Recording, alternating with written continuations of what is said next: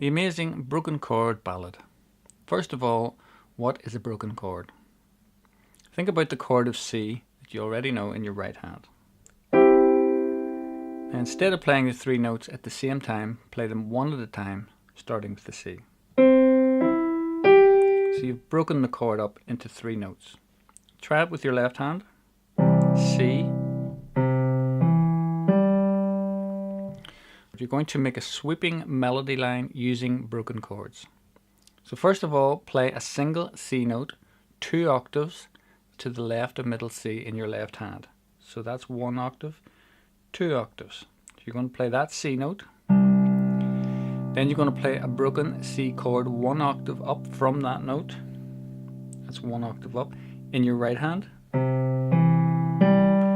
Then you're going to lift your left hand over your right hand and play the next broken C chord another octave up in your left hand. And you're going to bring this hand underneath and finally play a last broken chord 1 octave up again in your right hand. And you're going to keep the sustain pedal down throughout the whole sequence. So right hand sustain pedal on, lower C note,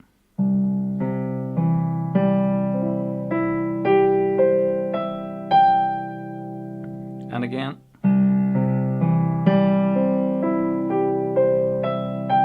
and you get a nice ringing tone. Now let's see if you can play the same pattern, but this time use the chord of F. So you start with the F note, 1 octave up, you play a broken F chord. The next broken F chord, lift your hand over to your left hand and under to the next F. So F,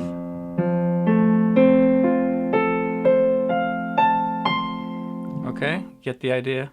Now to play the entire tune, use the pattern on the page with the following chord sequence. So you start with C, F,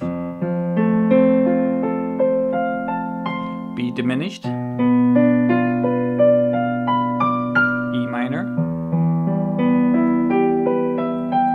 A minor,